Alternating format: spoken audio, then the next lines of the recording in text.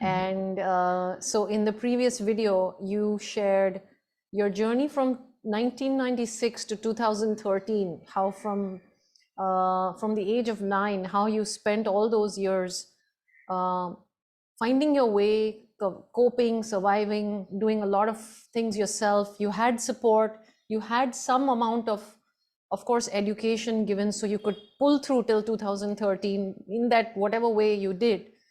And still that fighting spirit was there that kept you going, kept your mom going. Your mom kept looking for answers, kept looking for how can we do better, how can we do better. She really didn't give up, actually. And even if maybe you had at some point given up that this is as it's going to be for the rest of my life, you had gone into a dark, angry place in your head, maybe some victimhood, maybe some of that negative script, everything was personal, Yeah. and kind of really suffering internally, which nobody even was able to pinpoint that you're suffering emotionally. It was just all one big mess. And yeah, gosh, what happened when your mom went to that Indian Medical Association lecture, and when she came home and spoke to you? What was that like? And tell me what happened after that.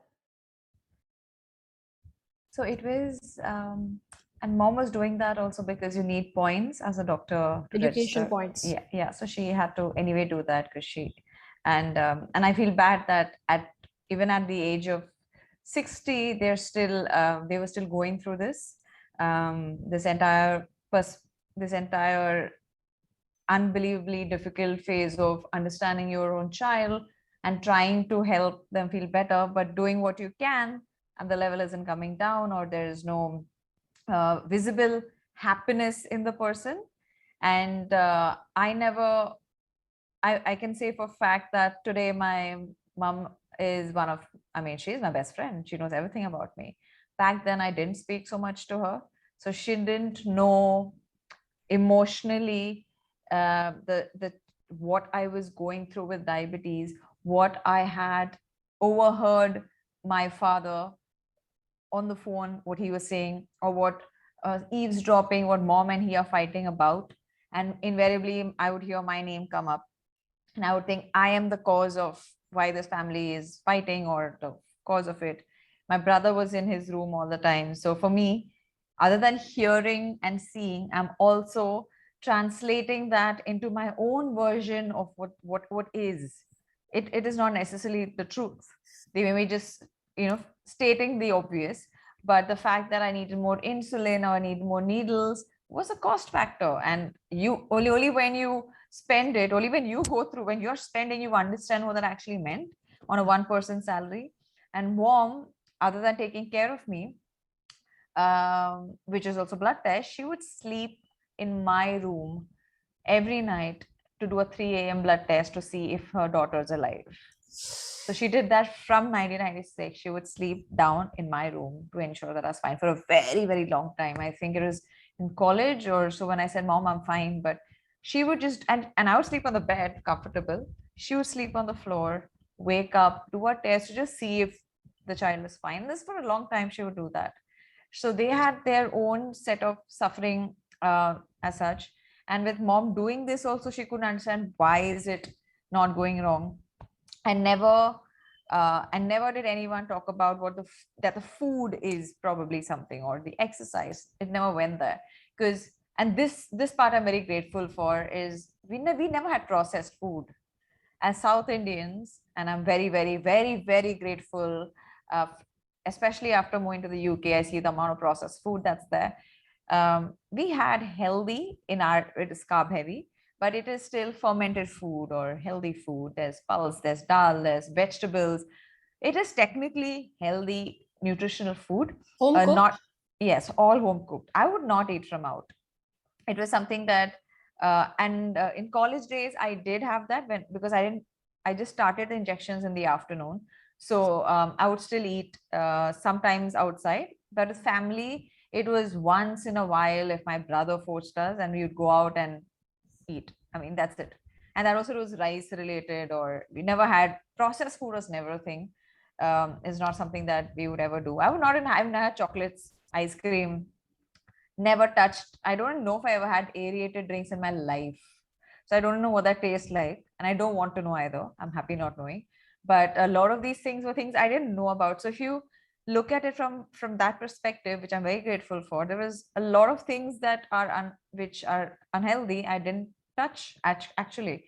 And that's also because of the upbringing, the positive, a lot of positive thinking about what you should eat. And thank God she's a doctor, so a lot of checking the salt content or what are the things that's there, water. Some of the important things I'll touch upon is what we would do. But she had reached this point of desperation because she couldn't help even as a doctor. And I never told her the issues with, say, guys or what, how they are talking about you, because I wore shoes everywhere. There were people who made fun of you because you're a girl. Why aren't you wearing heels? I was told take care of your feet more than your face. It was a standard dialogue. I never wore makeup. I never wanted to, but it in my head, I'm like, if anything goes in your eye, you damage your eye. Just be yourself. You don't need any of that.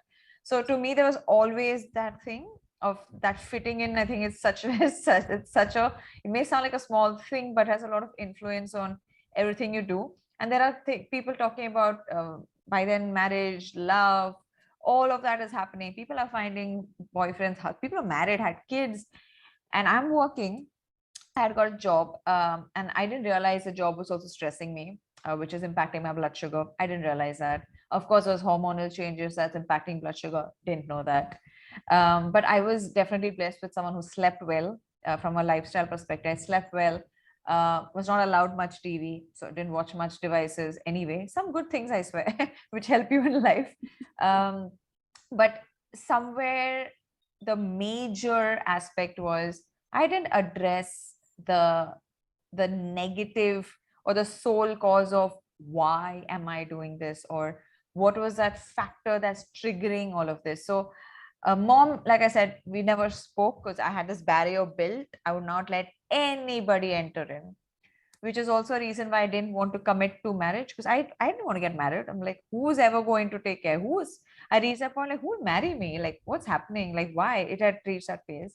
And mom had a few nurses who were friends, and they recommended a few specialists just before IMA. That didn't work out. And these are the most renowned doctors. And she's like, no, but it works. And my mother went there and said that doctor's not been looking at my daughter. There has been no changes. So like, just meeting, get out. And I was like, that's not working. Then in the desperation of IMA, she went there, and she was attending those classes. She's a little timid. So unlike me, I open up and I talk more, which has happened over the years after just talking to the diary, I believe. But mom would just take time to approach someone because she's always worried what they would say. How will that person react? So I think the first time she attended your session, she attended it, heard, and she wanted to approach the first time. She did not. She just went back thinking that should I not? But how do I approach? What will the doctor say? And in her head, like how I have created problems, my mother has not done a specialization. She has graduated in BSc out of scholarship. So because they were not financially well stable, so they couldn't pay for that. She got a scholarship after her BSc, then went in an MBBS. And then after MBBS, she got an opportunity but couldn't pursue it after that because of marriage. And thinking in India is still a little different for women and men. So she couldn't. So in her head, she's like, someone is more superior. It's already been in her head. So for her to approach it, and she's met so many doctors, so many rejections, and there's a voice asking, is this the right person? Should you go to it? Should you now transfer her to this person? Because you were new. The other doctors we went to have been there in India for so long and well recommended, and they had not found a solution. And I'm a rebellious, painful human being. I have to get this human here. So the second time she went for a session, she waited till the very end, she said, when everyone left, and then mustered like the courage to come and just say hi, speak to you, and just because she said something in that session made her think, I need my daughter to meet this doctor. She's talking something different. It resonated with her. And she wanted to just give it a shot. It was that desperate attempt because she knows the long-term effects of diabetes. Till then, my body was functioning fine, but somewhere there was this thing that she wanted to just meet and have this conversation. And I think it couldn't have had happened at a better time, because just a year before that is when I completely cut ties with my now husband, and I'd met my ex-partner at that time, who I thought would be the one. And every person who my ex-partner before that too, first thing I tell is, I have diabetes. Are you okay with it? I have diabetes. This is what it means. Because to me, it has already been, it was created as this thing that ruins your life, stops everything, whether sports, whether it's education, it's going out, it's eating out, fitting in, everything, cause of financial problems, family problems, a lot of things. I'm like, in my personal relationship, I had to clarify that. So first thing I say is that. So this is what I clarified. And this person I was with was a friend from college, knew about it. So I was like, that's fine. And when all of this happened, I just started being with this person, and my parents had, I think we started interacting. Yeah, I think we just started interacting. And just before I met you, doctor, was when that entire situation happened about his mother rejecting and saying, we don't want to, you should discontinue this relationship because she has diabetes and you shouldn't go there. And I think that was rock bottom, to the lowest level, because I had created this entire scenario of myself with the lowest self-esteem, lowest self-worth. I didn't believe I deserved happiness. I didn't, because I made my parents miserable. I made them so unhappy. I just brought trouble everywhere I went. And now this one guy who I thought, in my shallow brain, because I went with, oh, this guy looks sweet. He's nice. He said, and he's okay with diabetes. Let's go with it. Because to me, I have already put myself on a very low benchmark, because I'm like, diabetes, compromise. And until then, I didn't even think that people would reject because of diabetes. But when that happened, that shattered, I think it shattered a part of my soul at that point. I mean, the ego was broken to a million pieces. I think the ego felt the most. And that's when, and that actually, like I always say, things happen for a reason and the universe brings it there. That brought my father and my mother and I so much closer, because they're like, someone is not going ahead because of this. And that's when I think around 2012, 2013, like I bonded with my father a lot more, because he stood up and he said, if you don't want to get married, don't marry, but don't marry someone who is rejecting you. My brother and I got closer, because everybody's like, for this, I mean, it was a shock. And I had reached that entire phase of being a victim, which I was anyway enacting really well over the years.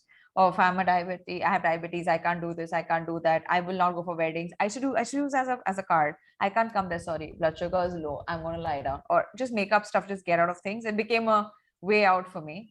But at this point, I reached that phase where it was denial. I'm like, no, you can't be rejecting me for diabetes. I get it if you're saying I'm a painful human being. I get that. That's true. For diabetes, I said, that's not it. That's not my fault. I didn't do this. It just happened. So for me, it was that entire phase of it. And I remember this person had come home, met my family, promised my parents that they would marry me. But then at home, this was a situation. And then it became full discussion. And somehow diabetes once again became the universe, or that, and it was a nucleus at that time of the entire conversation. And it was about no marriage because you can't have kids. I will be dying for sure, as per the mother, and it's just going to get worse, and complications and things are going to be difficult. And it was spoken about in such a way that I felt so deteriorated. I felt so degraded. And the thing is, I let it impact me. As a person who stands back today, I'll be like, oh, that's it. Okay, fine, move on. You don't want to be with, that's fine. I mean, logically, you would think that. Yeah. At that point, I was like, oh my Emotions. God. Yeah. So then I got Psychological. emotionally, completely invested. And this happened in November end or early December. And my mother met you in December. So this just happened. She met you, I think, in November end, forced me to meet you because she in any way saw this, and I was like, what's happening now? And then she's like, oh, meet this doctor, let's see how it goes. And that's when I met you. And of course I came with my my cynical mind, like, is this doctor going to do any different, or Yeah. going to add a fifth injection, or I don't know Yeah. how many more they're going to do, or reduce my diet. They just reduced it. One thing I forgot mentioning, which is important, is that time no one allowed you to have eggs, coconut oil. These are things that we would eat. They made us stop that. Coconut oil, eggs, don't use oil, fish, chicken, reduce that. So if you see fat, protein, the good stuff, they just cut that down. And we would use a lot of coconut oil because in Kerala, we would do that quite a bit.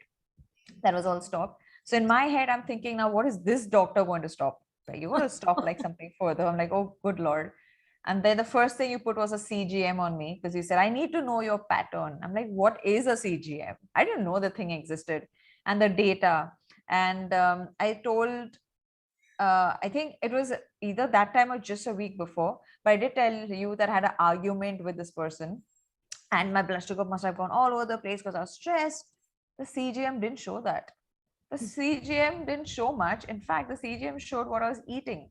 And because at that time, I was still taking insulin post the meal. So the CGM result at that time showed at this spike and then goes down, because then the insulin is trying to catch up, like you said, a train leaving the station. But that time when I had the argument, I'm like zoomed in. I'm like, oh, I was stressed. But you're like, that's not your bigger problem. Your problem is this: you're taking insulin after the meal. I was like, oh. So it was one of those conversations at that time that was the first thing I realized. Oh, so that's what I'm doing wrong. I'm taking insulin after that. And then I think in that month, the first conversation, we tried to dig in and understand what's going on. I did bring up I blurted out about this person at the time itself. And then it was, I think, that entire month of December, it was important to learn what is actually happening.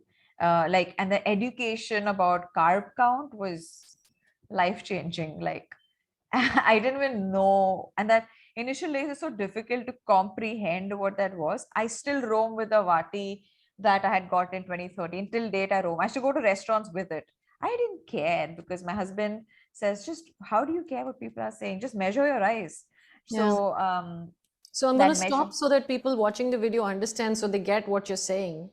Is till now, you had been taking a fixed insulin dose, and you had to bend backwards and do whatever, twist yourself in whatever shape or form to fit that insulin dose, whether that meant playing carom instead of cricket, whether that meant skipping outings or skipping holidays, or eating 6 times a day, or poking in the middle of college, or taking some very difficult rigid insulin doses in morning and night before and after school. You were adjusting yourself to the insulin till that point. Yes. And what one of the first things we did was, yes, teach you, as you mentioned, the train and the platform, is that the insulin for your meal needed to be taken before the train left the station, not trying to jump onto a moving train where you're throwing insulin at a speeding train leaving the platform. And because that means the sugar had gone up too high, too fast, and then we were trying to bring it back down and then putting you at risk for more hypo. In fact, they had told you to do that, take it when it's definitely high, because they thought that would prevent you from going into hypos at least, which actually didn't happen. It became more brittle. The word brittle comes into picture now, is that you become more unstable, where you're going from lows to highs and highs to lows, because we're not copying what a person's body would have done had they been making their own natural insulin. So the carb counting is when you get full freedom and flexibility to look at your food, think how many carbohydrates are you expecting to eat, and then back calculating from what the doctor and the patient are doing together to calculate how much insulin you need for that dose of carbohydrates. So it reverse engineers itself, where the insulin dose will be cooperating with your lifestyle, not your lifestyle has to cooperate with the insulin dose. Exactly. And that's why the Katori or the measuring Vati, so that if you know how much carbohydrate you're eating, then you are now empowered to decide your insulin dose based on the food that you're deciding to eat right then and there. Exactly. Go ahead. It was actually and the thing is, the first learning was the insulin has to go before a meal. I did that for the longest till some doctor said not to, and you can do it this way to again stop the hypo. Like you said, a major cause is the fear of hypo. And the second thing, the quick learning in December itself was the carbohydrate count, and for the life of me I didn't understand what that meant, and actually explaining what that was, and slowly going to what an ICR is, insulin carb ratio, and over time understanding every meal as a different ICR depending on the day, insulin sensitivity, insulin resistance, things that I didn't understand, the very interesting factor of the number of parameters that impact in blood sugars. I didn't know stress caused it, or I didn't know emotions impacted it, sleep, Menstrual hormones, cycles. menstrual cycles. And 10 years down the line, I have no impact of PMS on my blood sugar. It's just, I think it's more of the body is so beautiful and heals itself. And if you're just able to know your body well enough, and you remove a lot of these toxic processed foods, or carbs, or just stress and negativity, and just have more of positivity in your life, your sugar is a lot more stable. I'm not going to say it's perfect, because you, of course, you have diabetes, you have a condition, but it is something that helps you stabilize it a lot more. And at that time, of course, I didn't know a lot of these things, and it was during that phase, and I remember this because it was one of those phases where I felt the lowest in my life, and I used to confide in you quite a bit, because I was so clueless on what's happening. And the first thing you had mentioned was, you are playing the victim's card. And I was like, what? This is not my fault, doctor. This is, and I've been the rebellious, woke up because the ego got impacted immediately. I'm like, how dare this new doctor blame me for it? Yeah. And I was like, what are you talking about? I'm not the one doing it. He is. You were like, he's not doing anything. You are letting it impact you.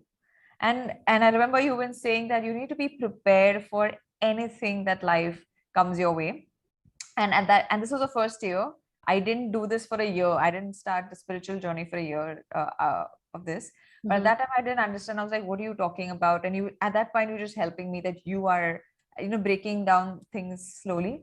And it was a slow deteriorating journey from emotionally for a year, from 13 to 14, which included me writing letters to the mother and sister to accept me. And I'm sorry I have this condition. I'm sorry I have this. I will try my best to do this. And I wanted to, and I moved to the insulin pump at this point, despite my A1C for the first time coming to 7.2 with injections, after following the simple thing that you said of carb count, like count the number of dosas. What does it mean? Take injections for that.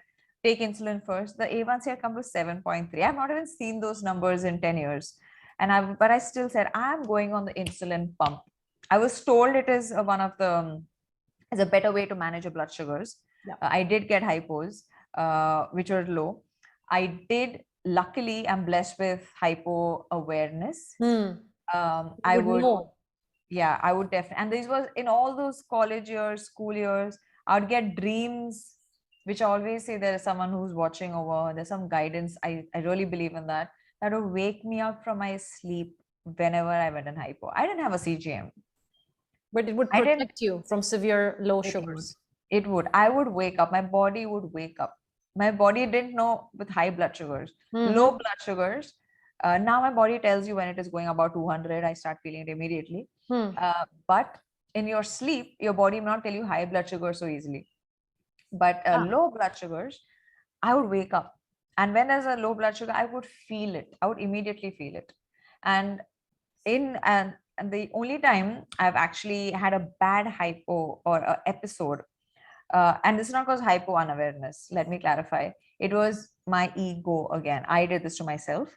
I woke up, I felt the level was okay, was average. I should not do a blood test. I fought with my dad over something, and I said, I will not eat. I took insulin and said that. Imagine the stupidity of what I did. I did that and I waited. I said, I will not eat. I'll teach you a lesson. Who both? Of course I did. I fainted. I fell down, hit my head on a cupboard.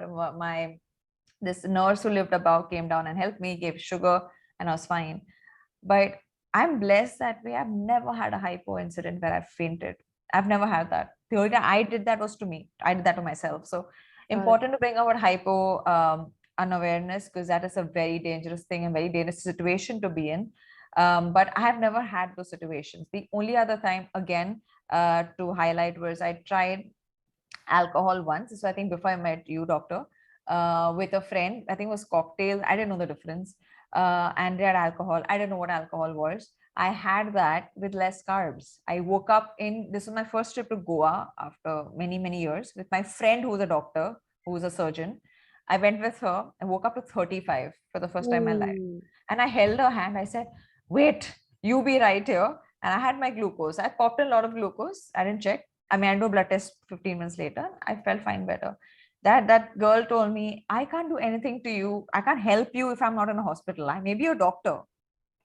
But if this gets worse, then this will happen. I didn't know alcohol did that. I learned it from you much later. Yeah. So there were very, very sporadic few things when I was not aware, but I woke up with hypo, feeling it.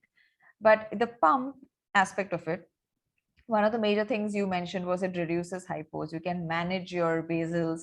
You can, you have the freedom to eat when you want to. And I couldn't comprehend half these things. I was like, okay, you can eat chocolates when you don't have hypo. I was like, what? Is that allowed? You're like, of course you can eat, and you give an entire chart with a lot of them. Like, I can eat all of this. Are you kidding me? I said, okay, because I thought I was not allowed 90% of the food things in the world. I remember that entire conversation. And then the main thing is that my ego said, get on the pump, prove to this ex-partner's mother that you can do it. So the ego made me fight with my father. I said, I will fund the pump, because in India, we have to fund it. Of course, in the UK is NHS, and they're blessed, honestly. At that point, it was about, I'm earning, I'm like, I'll find it. And of course, it's a medical cost, it's a consumable, it's an entire new gadget. And I moved to the pump in May 26, 2014 is when I moved to the pump. My A1Cs, the first 3 months, I still remember this was a task, because it was about adjusting the ICRs. And I was on hypos because the wizard was not on, the bolus wizard. And I remember I was in contact with you after a few weeks. I didn't message you immediately because I didn't know you were allowed to talk to a doctor. We didn't know, because we always had appointments, talk for 5 minutes. So for me, and you had told us contact if it's low. We didn't. And I remember you actually telling us, why didn't you contact? And my mother went into a deeper shell. She was like, oh, you can ask doctors. I said, yeah, apparently you can. I didn't know that. Yeah, apparently insulin management is supposed to be our job. So apparently we were told not to, so we didn't. And then I remember, and I was in hypos 50 and 60. I said, oh, and my head, I'm like, I fought for the pump. Now my sugar's only 50 and 60. Oh God, now I have to face my dad. And then we met you, and then you managed the entire conversation with Medtronic on the ICR, and the bolus wizard wasn't there. From then, the levels just came to 6.2. I was eating proper meals. I was having high carb meals in those days, but much lower than what I ate before. I used to have 400 to 460 carbs a day before. On grams. So we're using a lot of technical jargon here. So I'm going to back up a little bit. Is a few points I'm going to just clarify so people get what important things you've said is, so I'll put in the description below this video, what is hypoglycemia awareness? What is hypoglycemia unawareness? One thing Liva mentioned was that when you're taking alcohol, you may sleep through, or you may not pick up the symptoms because the alcohol is actually affecting your sleep. And that's how she may have slept through it. But sometimes people might not have had alcohol and they might still be sleeping through bad hypos. So I'll put that description in there because that's very dangerous. And we need to first address those low glucose levels before we can do anything with the insulin doses. And the other thing Liva's mentioning is, yes, the pump can help, but she actually achieved a lot of stability just by carb counting and staying on the twice a day injection. Was it twice a day injections or more than that? At that time it was 4. Four, yeah, 4. Lantus and that. And then 3 meals, yeah. So we made it to 3 meals. We made it a quick acting insulin with each of the 3 meals with carb counting and the once a day slow injection. And with those 4 injections a day, the glucose levels became extremely stable. The A1C came down with less insulin just by carb counting. And this was before getting on the pump. And then you did this, switch to the pump.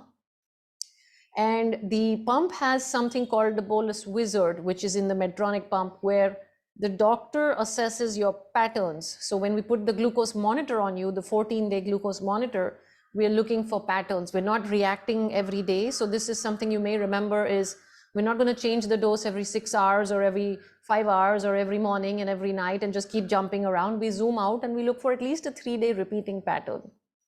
And when we see that, we look at what's happening in the morning, the afternoon, the night, and we then set how much insulin does your body need for carbohydrates in the morning, the afternoon, and night? And how much insulin do you need to correct a high glucose reading in the morning, afternoon, and night?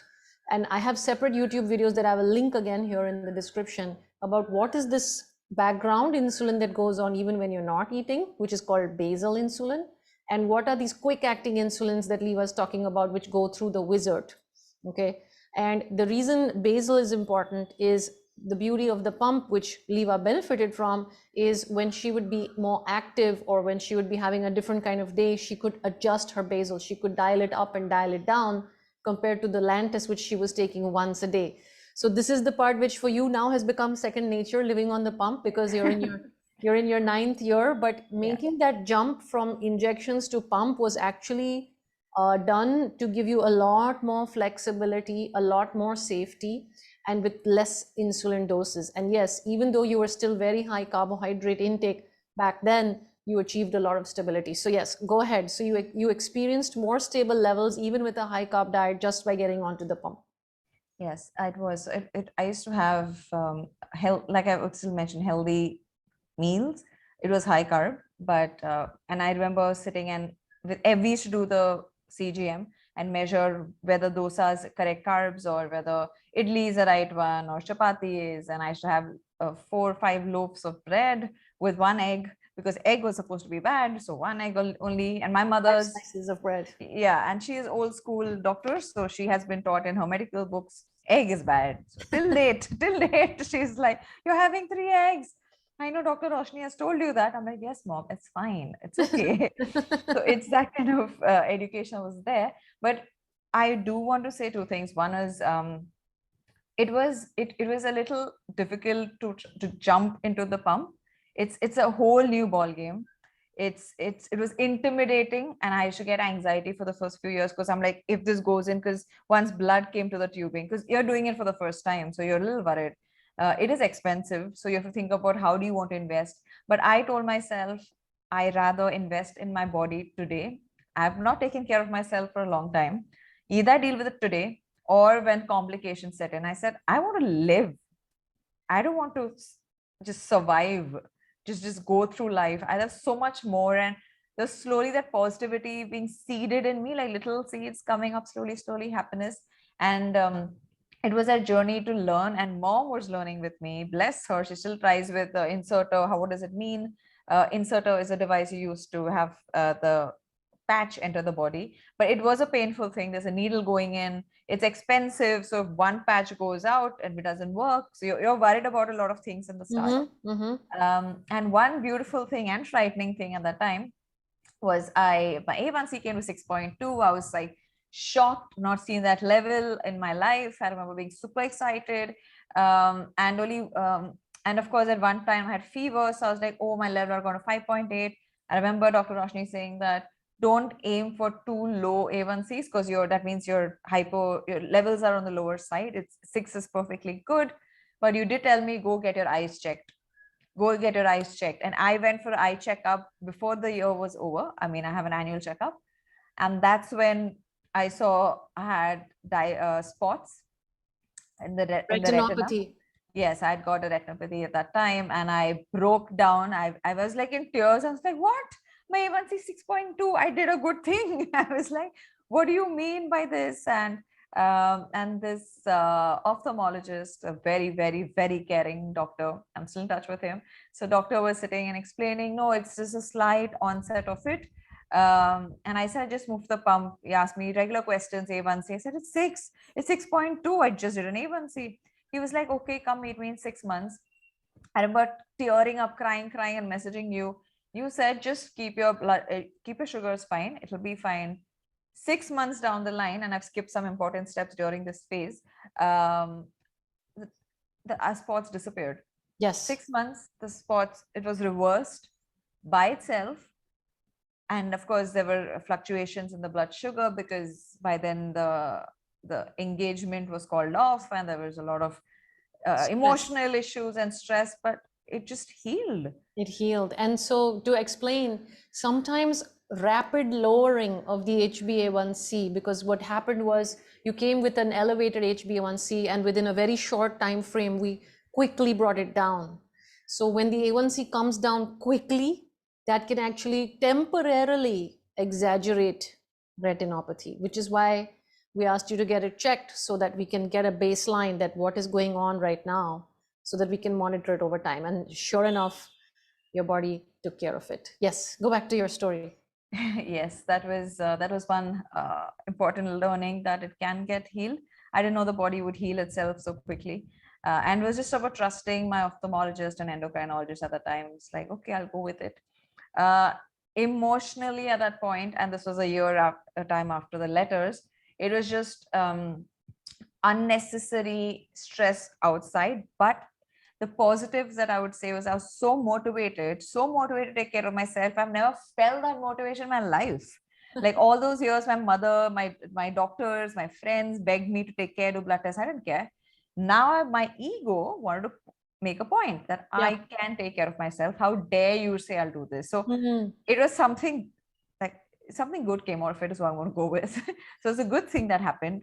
And the universe sends people there. If you don't learn a lesson, it'll find a way to teach you. And that taught me a brilliant one, because while I learned this lesson and I started taking care of my health, emotionally, my ego and my pain body was something that was so associated with this narrative built up about poor me, poor soul. I stuck with the guy throughout this year, and with no messages. I was given timings to call, timings to message, would meet at certain hours. You would ask for a progress, like what is happening? Is this working or not? Is your family ever going to accept? No response. Why are you pushing me? Why is that? And I could see my parents getting stressed because they can see the impact on me, because I would get emotionally worried. I had become such, and I would want to mention that I'm actually a physically, mentally strong person, or at least I show that to people, that people now could see holes in my Facade. Yeah, this entire thing. Because we have friends who are like, there are videos being uploaded that this person somewhere else, and I am still believing that the person is on the ship, and I'm believing it. Imagine the level of low esteem, because my head, this person has also said no one else will marry you. Oh, You're so not going to find some. I'm not good enough. Yeah, so that's been put in my head once by this person. Secondly, at that time, there are few of my father's friends who my father started speaking to and asking, would you know anyone who would, or is, I mean, just to figure out marriage. People all said, yeah, your daughter is pretty, or whatever, physically that people, it appeals, but she has diabetes. So my head has gone back to, oh, so I had reached that phase that nobody's going to marry me. I remember telling this to you as well when we met in 2014. And this entire drama went on to the point where is when this entire video thing where I said, my friends were like, stop fooling yourself. My mother started telling me, why can't you see it? Everyone else around me can see it. I can't. I've told everyone, you're all lying. Stop talking to me about it. Everything is perfect. It's going to work out. I'll find a way. No one else is going to marry me. And this emotional impact is causing me. It definitely impacted my sleep at one point. It impacted my friends. I stopped talking to people. So I was snapping at everyone. And I think, and this was luckily when I was on the pump, so at least I was able to manage the sugars. But I think in December is when, I think one of our sessions is when I had this conversation with you. And then we had a deeper conversation about, yes, I came to you because my levels were going high. And you said, I will not give you more insulin. So I'm like, this doctor is now getting on my nerves. Why is she not giving me insulin? Because my levels are elevating with stress. And I remember going and telling this person, you are the cause of it. And I was saying, I didn't do anything to you. And I was like, but you are causing all of this. And I was like, so angry. You're just stressing me out. You're just lying. And this was also the time when there was a World Diabetes Day speech, I think in Hinduja Hospital. November. Yes, November 14th. And I had spoken to this on this presentation. And I'd prepared, my voice was choked and I couldn't speak. And I was like, I'm going to do it. This was the second one after my college one that I had done. And this is when I had met Shatul. And he was such a positive person. Like, how are you? Yeah, I have a wife. I was like, oh, I'm like, no one's going to marry me. And he was like, why would you say that? I'm like, no, I have diabetes. Who will marry me? No one likes that. No one wants to be with me because I have this. I remember him, I remember his face in shock about why is this girl talking like that? I remember him trying to and he was very motivating. And I think I needed someone. I just need someone with diabetes to just say it. Yeah. And he was like, no, it's fine. He's like, I have found somebody. She doesn't have diabetes. It's okay. It'll work out. It's fine. And I was like, what's he talking? Like there are people, even outsiders drilling sense. My brain is like, it's not going to work out. So, and I was radiating negativity. The fact that a person who I met for the first time is reacting that way. And Shatul also had spoken on the World Diabetes Day that time. Then I went and spoke, my voice choked, and I was talking. I remember the presentation and coming back. And then after that is when I'd met you for this insulin dosage. So I knew by that time that I was speaking, I knew a little bit, education was there. A1C had come down. It was about talking insulin pumps, Medtronic, all of that. But I'm like, sugars aren't coming down now. I need more insulin. And at that time, because insulin pump was new, you had mentioned that we should not make doses any change without consulting with you.